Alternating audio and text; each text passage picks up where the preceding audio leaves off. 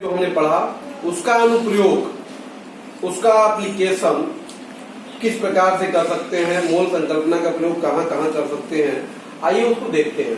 सबसे पहले हम बात करेंगे सांद्रता की, कंसंट्रेशन की। कंसंट्रेशन, सांद्रता। देखिए किसी भी विलयन का जो रासायनिक संगठन होता है बेटा, विलयन का जो संगठन होता है, संगठन, इसी के द्वारा सांद्रता व्यक्त की जाती है। विलयन की सांद्रता कह सकते हैं, संगठन जो है सांद्रता को व्यक्त करता है, प्रदर्शित करता है। और सांद्रता को हम लोग उसके गुणात्मक रूप पे, गुणात्मक और मात्रात्मक रूप में इसको प्रदर्शित करते हैं या व्याख्या करते हैं। तो हम जो अध्ययन करेंगे सांद्रता का, मात्रात्मक रूप का अध्ययन करेंगे। इसके मात्रात्मक लोग अध्ययन करेंगे, मात्रा का अध्ययन करेंगे। तो सबसे पहले हम बात करेंगे विलयन की द्रव्यमान प्रतिशतता। विलयन की द्रव्यमान प्रतिशतता, मास परसेंटेज, या कई जगहों पर इसको परसेंटेज बाई वेट भी कहते हैं। परसेंटेज बाई वेट, W/W या M/M भी लिखा जाता है कई जगहों, जैसा है कोई दिक्कत नहीं। M/M या W/W क्या मीनिंग है इसकी, ध्यान दीजिएगा कि विलयन के, ध्यान दीजिएगा, विलयन के 100 ग्राम में उपस्थित पदार्थ की मात्रा, विलयन के 100 ग्राम में उपस्थित पदार्थ की मात्रा विलयन की द्रव्यमान प्रतिशतता कहलाती है। द्रव्यमान प्रतिशतता कहलाती है, अर्थात द्रव्यमान प्रतिशतता W/W बराबर मात्रा ग्राम में बटे विलयन की मात्रा ग्राम में और गुणे 100। जैसे अगर हम बात करें, जैसे आपसे कह दिया गया कि NaCl विलयन का 15% W/W है। इसका क्या मतलब, इसका सीधा सा मतलब हुआ बेटा कि NaCl की जो मात्रा है वो 15 ग्राम है, और विलयन की जो मात्रा है, विलयन की मात्रा वो 100 ग्राम है। अक्सर इस यूनिट का, इस मात्रक का प्रयोग हम लोग केमिकल इंडस्ट्रियों में किया जाता है। केमिकल इंडस्ट्री में, जो हमारा रासायनिक जो औद्योगिक इंडस्ट्रियां होती हैं, वास्तव में वहां पर हम लोग इस मात्रक का प्रयोग करते हैं। में हम लोग ब्लीचिंग जो विलयन होता है उसमें सोडियम हाइपोक्लोराइड जो होता है वो 3.62% क्या होता है, अवेलेबल होता है। आयतन प्रतिशतता, अगर हम बात करेंगे आयतन प्रतिशतता, percentage by value, V/V। Okay, ध्यान दीजिएगा क्या है, 100 ml विलयन में उपस्थित पदार्थ का आयतन ml में विलयन का आयतन प्रतिशतता V/V कहलाता है। ओके, इसका मतलब आयतन प्रतिशतता जो हो गया, आयतन प्रतिशतता बराबर पदार्थ का आयतन ml में और बटे विलयन का आयतन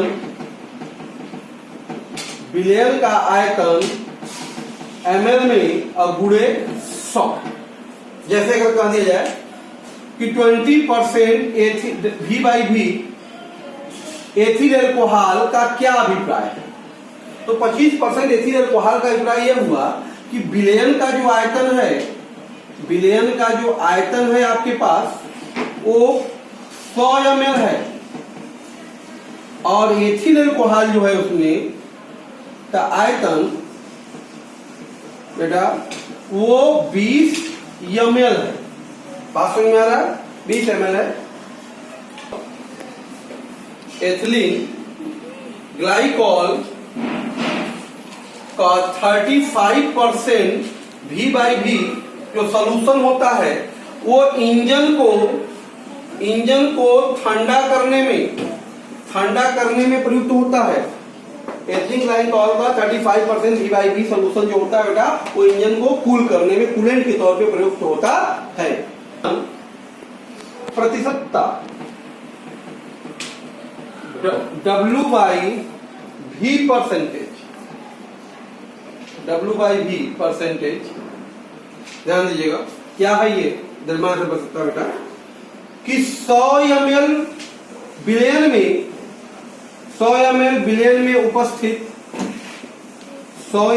बिलियन में उपस्थित पदार्थ की मात्रा ग्राम में W/V प्रतिशतता कहलाती है। ठीक है, इसका मतलब द्रव्यमान आयतन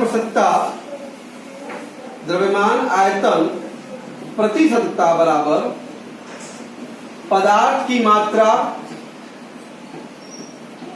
ग्राम में बटे बिलियन का आयतन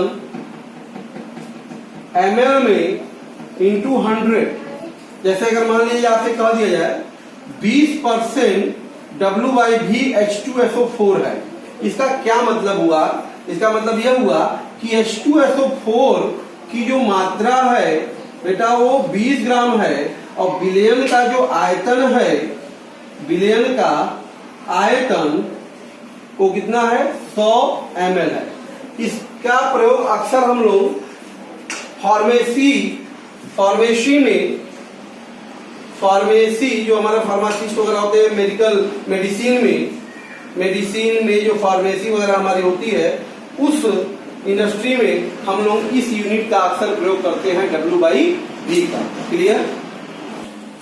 पीपीएम में सांद्रता पार्ट्स पर मिलियंस में जो सांद्रता है इसकी बात करेंगे हम लोग बेटा। देखिए है क्या एक्चुअल में 10 लाख का मतलब 10⁶ मात्रा में उपस्थित पदार्थ की मात्रा पीपीएम में सांद्रता कहलाती है। देखिए इसका मतलब पीपीएम में सांद्रता बराबर पदार्थ की मात्रा ग्राम में बटे बिलियन की मात्रा ग्राम में गुणे 10⁶ या पदार्थ का आयतन भी बोल सकते हैं हम लोग। पदार्थ का आयतन ml में तो बिलियन का आयतन ml में इंटू 10⁶ तो ये पीपीएम में सांद्रता होती है। ओके, जो हमारे जल या वायु प्रदूषक होते हैं, प्रदूषकों को रिप्रेजेंट करने पॉल्यूटेंट्स जो होते हैं उनको सांद्रता को हमेशा हम लोग किसमें रिप्रेजेंट करते हैं बेटा? पीपीएम में रिप्रेजेंट करते हैं। प्रदूषण में कितना प्रदूषक हमारा जल में कितना प्रदूषक है, कौन सा प्रदूषक, उसकी मात्रा कितनी है, पासन या वायु में कितने प्रदूषक हैं, उसकी सांद्रता को हम लोग किसमें रिप्रेजेंट करते हैं? पीपीएम में। ओके, करते हैं ध्यान दीजिएगा बिलियन की मोलरिटी ऑफ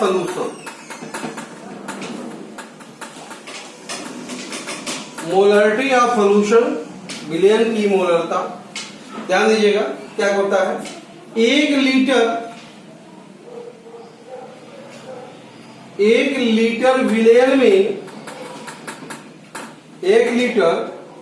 बिलियन में उपस्थित पदार्थ या पदार्थ के मोलों की संख्या 1 लीटर विलयन में उपस्थित विलय के पदार्थ के मोलों की संख्या विलयन की मोलरता कहलाती है। ठीक है, तो ध्यान दीजिएगा, विलयन की मोलरता, तो विलयन की मोलरता बराबर विलय के मोलों की संख्या बटे विलयन का आयतन लीटर में। ओके, अच्छा, मोलों की संख्या निकालने का तो पूरा कॉन्सेप्ट हमने पढ़ लिया है। मोलों की संख्या हम लोग कैलकुलेट कर पाते हैं हर बार। तो मोलों की संख्या जनरल हम जान रहे हैं। मोलों की क्या होता है, विलय की मात्रा बटे विलय का अणुभार बटे विलयन का आयतन लीटर में। अच्छा, इसमें आता है अक्सर हमें मोलर विलयन एक वर्ड आता है कि मोलर विलयन क्या है भाई। तो सीधी सी बात आप समझिए, जिस विलयन की मोलरता, जिस विलयन की मोलरता एक हो, जिस विलयन की मोलरता क्या होगा, एक हो, उसे क्या कहेंगे, मोलर विलयन कहेंगे। उसी प्रकार से देसी विलयन, देसी m/10, सेंटी विलयन m/100, इस तरह से हमारे विलयन होते हैं। जैसा वर्ड है उसका सिंबल होगा। ओके, आइए इस पर हम लोग एग्जाम्पल देखते हैं। जैसे क्वेश्चन दे दिया, उस विलयन की मोलरता ज्ञात करिए जिसमें 5 ग्राम NaOH 400 ml विलयन में घुला है। इसका मतलब पहले हम क्या लिखेंगे, NaOH की मात्रा, NaOH की मात्रा कितनी है बेटा, 5 ग्राम है। ठीक है, और विलयन का आयतन दे दिया है। विलयन का आयतन आपको दे दिया है कितना बताइए, 450 ml है। 450 ml को हम लोग लीटर में बदल देंगे तो ये जाएगा 450 बटा 1000 लीटर। आवश्यकता के अनुसार यहाँ हम करते हैं 450, ये 45 बटा 100। बात समझ में आया, तो 5 से काटे, 5 9 45 और 5 गुना के 10, 9 बटा 20 लीटर। ठीक है, इस प्रकार से NaOH का हमें मोल चाहिए तो अणुभार ले लेते हैं। NaOH का अणुभार हमारा हो जाएगा 40। तो NaOH का पहले मोल निकाल लो बेटा, NaOH का मोल, तो मोल बराबर क्या हो जाएगा, भार बटे अणुभार। तो भार है 5 बटे अणुभार कितना है 40, 5 1 बटे 8 आ गया मोल। तो विलयन की मोलरता, तो विलयन की मोलरता बराबर क्या होता है, फार्मूला बताइए, NaOH का मोल हो जाएगा बटे विलयन का आयतन इन वाट, लीटर। तो मोल हो गया 1 बटे 8 और ये है 9 बटा 20। तो इधर क्या जाएगा 20 बटा 8 गुणे 9, तो हो जाएगा 4 गुना के 8, पास में आया। तो दूध 0.9 9 होते 63, 9 होते 0.277 पर लीटर कह दे इसको, या 0.277 यम भी लिख सकते हैं। तो इस तरह से मोलरता की कैलकुलेशन हम कर सकते हैं। अगर 22 ग्राम बेंजीन में 122 ग्राम कार्बन टेट्राक्लोराइड घुला है तो बेंजीन और कार्बन टेट्राक्लोराइड का प्रतिशत मात्रा बताना है। तो भाई सबसे पहले बेंजीन की मात्रा देखिए, बेंजीन की मात्रा तो हो गई आपकी 22 ग्राम और CCl4 की मात्रा हो गई आपकी कार्बन टेट्राक्लोराइड की 122 ग्राम। तो विलयन की मात्रा कितनी होगी, विलयन की मात्रा हो गई हमारी 22 धन 144 ग्राम। ओके, तो बेंजीन की प्रतिशत मात्रा, द्रव्यमान प्रतिशतता, बेंजीन का द्रव्यमान प्रतिशतता पूछ रहा है, तो द्रव्यमान प्रतिशतता बराबर क्या होगा बताइए, बेंजीन की मात्रा बटे विलयन की मात्रा और गुणे 100। तो बेंजीन की मात्रा बेटा हमारे पास कितना है 22 और विलयन हमारा कितना है 144 और गुणे 100। तो अगर काट दिया जाए अगर हम लोग, तो ये हो गया 11 और ये हो गया हमारा 2 से 14 दूनी 4 72। फिर ये हो जाएगा मान लीजिए कि आपका 50 और ये हो जाएगा 36 गुना के 72 और होगा तो ये 25 और ये 18। ओके, तो ये हमारा आ गया लगभग 25 और ये 25, 5, 2, 7 और 2, तो 275/18 पास में है, इसको भाग दे देंगे तो 275 में 18 से तो 15.3% हमारा क्या हो गया बेंजीन। तो इसी प्रकार से परसेंटेज ऑफ कार्बन टेट्राक्लोराइड निकालना है, क्या करेंगे 100 में से घटा देंगे 15.3 तो लगभग आएगा 0.7, 9 में से 5 गया 4 और 9 में से गया 8। ओके, तो लगभग 84.7% जो होगा हमारा कार्बन टेट्राक्लोराइड होगा, 15.3% क्या बेंजीन होगा। ओके, तो 20.6 ग्राम सोडियम ब्रोमाइड को 500 ml जल में घोला गया तो विलेन की मोलरता क्या होगी। तो आप देख रहे हैं सोडियम ब्रोमाइड की मात्रा दे दिया है कितना 6 ग्राम, विलेन का आयतन भी दे दिया है, विलेन का आयतन 500 ml है, इसका मतलब 1/2 लीटर हो जाएगा। क्लियर है। अच्छा, NaBr का अणु भार भी निकाल लीजिए क्योंकि बिना मोल के तो होगा नहीं हो, तो 23 और धन 80, 103 इसका क्या हो गया अणु भार हो गया। तो मोल निकाल लो सोडियम ब्रोमाइड का मोल, मोल बराबर क्या होगा मात्रा, मात्रा मतलब 20.6 अणु भार 103, तो आ जाएगा 0.2 मोल। बात समझ में आया। तो विलेन की मोलरता, तो विलेन की मोलरता निकाल लीजिए भाई, तो मोलरता बराबर क्या होगा मोल बटा आयतन इन लीटर।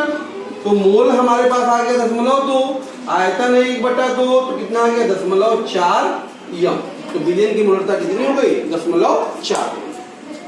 सल्फ्यूरिक अम्ल के देखेंगे 20% भार से H2SO4 जो है 20% W/W है। इसका क्या मतलब बेटा है, इसका मतलब हो गया H2SO4 की जो मात्रा है वो 20 ग्राम है और विलेन की मात्रा जो है, विलेन की जो मात्रा है वो 100 ग्राम है। नॉर्मल मोलरता पूछ रहा है तो विलेन का आयतन चाहिए, तो आयतन के लिए देखिए घनत्व दे दिया है, तो विलेन का घनत्व बेटा जो है हमारे पास तो 1.1394 ग्राम प्रति ml है। तो विलेन का आयतन, विलेन का आयतन बराबर क्या होगा बताइए, द्रव्यमान बटे घनत्व। क्या होगा आयतन बराबर द्रव्यमान बटे घनत्व। तो द्रव्यमान कितना है हमारे पास 100 और घनत्व कितना हो गया 1.1394 ये हो गया ml। तो हमको चाहिए लीटर में, तो लीटर में कितना हो जाएगा ये बताइए 1.1/1.1394 लीटर। तो हमको मिल गया H2SO4 का अणु भार, H2SO4 का अणु भार सबको पता ही है 98 होता है। तो H2SO4 का मोल निकाल लीजिए, H2SO4 का मोल क्या होगा बेटा, मात्रा, मात्रा कितना है 20/98 मतलब 10/49, 10 क्या हो गया 49, तो ये मोल मिल गया। तो विलेन की मोलरता, विलेन की मोलरता बराबर क्या हो जाएगा मोल बटा आयतन किसमें लीटर में। तो मोल हमारे पास देखिए 10/49 है और लीटर में हमारे पास आयतन कितना आ गया 1.1394। तो कहने का मतलब 10 गुणे 1.1394 और बटे 1.1 गुणे 49, या तो ये हो जाएगा 10 गुणे 11.394 और बटे 49, तो ये लगभग हमारे पास आ जाएगा 32 मोलर इसकी वैल्यू आ जाएगी। क्लियर है। ग्राम पर ml जल का होता ही है बेटा। तो जल का घनत्व जो है वो 1 ग्राम प्रति ml है। इसका मतलब क्या होगा कि जल की जो मात्रा है वो 1 ग्राम है और विलेन का जो आयतन है मतलब जल का ही आयतन बेटा वो कितना है 1 ml मतलब 1/1000 लीटर है।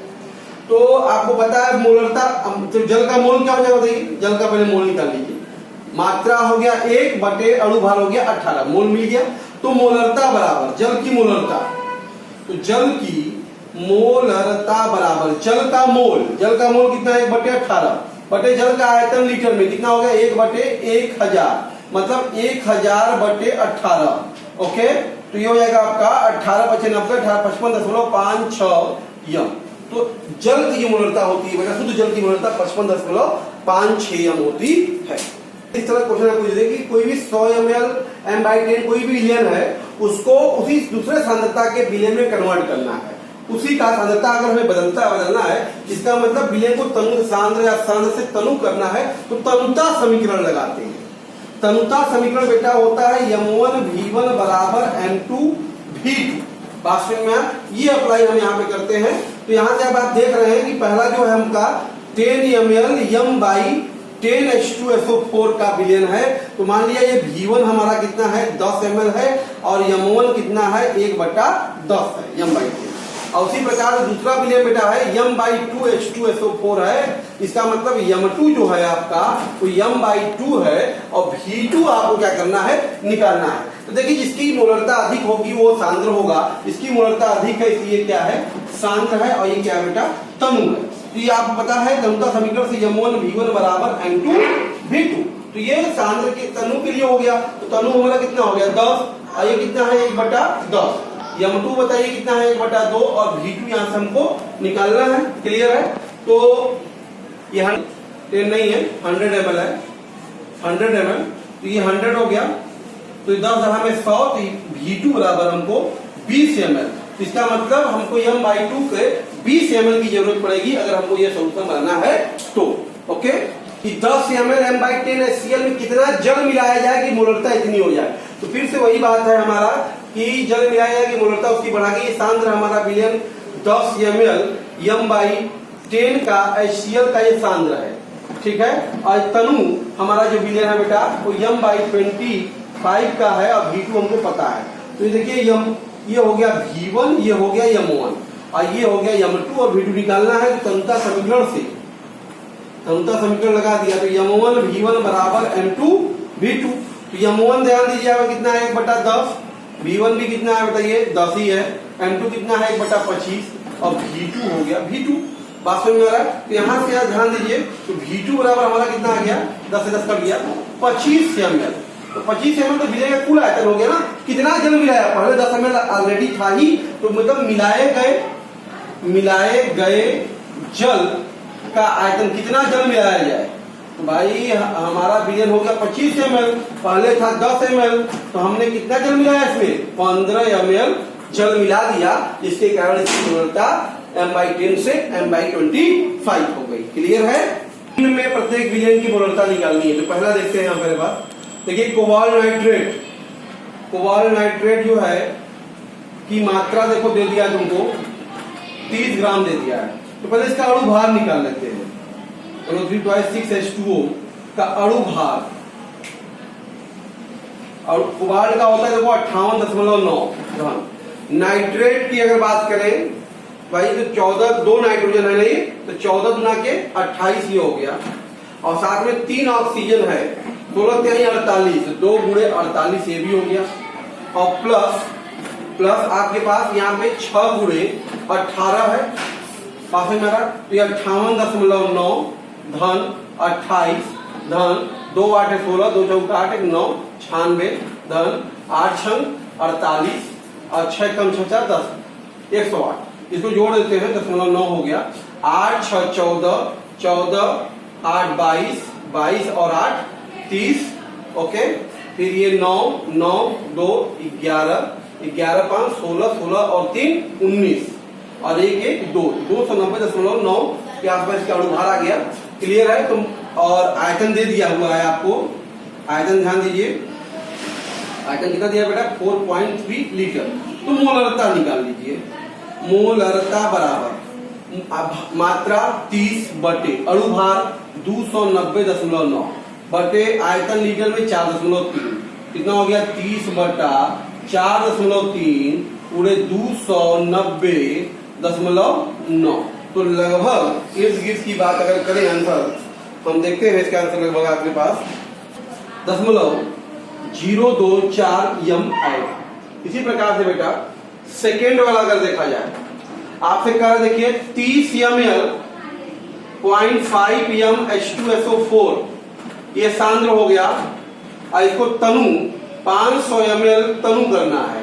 तो देखो ये V1 हो गया, ये M1 हो गया, ये V2 हो गया, M2 पूछ रहा है। तनुता समीकरण से M1 V1 बराबर M2 V2 लगा दीजिए आप। तो बेटा यहाँ पे M1 कितना है बताइए 0.5 और V1 बताइए कितना है 30 और M2 हमको निकालना है और V2 बताइए कितना है 500। तो m2 बराबर कितना आ गया 0.5 गुणे 30 बटा 500। ये 0.1 कट जाएगा और ये हो जाएगा 0.1 गुणे 1 0 से ये 5 में आ रहा है और 0.3 हो जाएगा, तो मतलब 0.03 यम। तो इसकी मोलरता कितनी होगी 0.03 यम। ओके, दिया है प्रयोगशाला कार्य के लिए प्रयोग में लाया जाने वाला शांत नाइट्रिक अम्ल द्रव्यमान दृष्टि से जो HNO3 मतलब HNO3 W/W के लिए द्रव्यमान दृष्टि से 68% है। इसका मतलब बेटा सब लोग जल्दी रहे हैं कि HNO3 की जो मात्रा है वो 68 ग्राम है और विलयन की जो मात्रा है, विलयन की मात्रा वो 100 ग्राम है। तो विलयन का आयतन चाहिए, विलयन का घनत्व दे दिया इसीलिए आपको। तो विलयन का घनत्व 1.504 ग्राम पर ml है। ओके, तो पहले विलयन का आयतन निकाल लेते हैं। तो विलयन का आयतन बराबर क्या होगा बताइए, द्रव्यमान बटे घनत्व। तो द्रव्यमान है हमारे पास 100, घनत्व है 1.504, ये बेटा ml है। तो लीटर में कितना होगा 1/1.504 या इसी कह सकते हैं 1/15.04 लीटर। ओके, इतना हमारे पास हो जाएगा, आयतन मिल गया है। HNO3 का अणु भार, HNO3 का अणु भार तो भाई ये 1 हो गया और नाइट्रोजन का 14, 16 48। ओके, तो 8 8 16 1 17 4 1 5 6 1 6 67। ठीक है, 49 49 10 59 8 4 12 1 13 63 63। ओके, 63 होगा। बात समझ आ रहा है। तो यहाँ से विलयन की मोलरता, तो विलयन की मोलरता बराबर क्या होगा, मोल। मोल कितना हमने निकाल दिया है, मात्रा, मात्रा बटे मात्रा कितना है बेटा 68 बटे अणुभार 63 और बटे आयतन लीटर में 1/15.04। तो लगभग ये हो गया 68/63 गुणे 15.04। तो लगभग इसकी वैल्यू जो आ जाएगी आपकी इस प्रकार से ऊपर चला गया तो 15.034 के आसपास यम इसकी क्या जाएगी लगभग मोलरता आपको प्राप्त होगी। क्लियर। और अब मैं कुछ आपको मोलरता पर होमवर्क के तौर पे कुछ क्वेश्चन यहाँ पे दे देना चाहता हूँ। आप इन क्वेश्चनों को ध्यान दीजिए और इसको प्रैक्टिस कीजिए। ये हमने मोलरता पर आपको वीडियो दिया, खूब अच्छे से प्रैक्टिस कीजिए। बहुत ही इंपॉर्टेंट टॉपिक है, कॉन्सेप्ट है। वीडियो अच्छा लगा तो इसको लाइक कीजिए। Okay, thank you.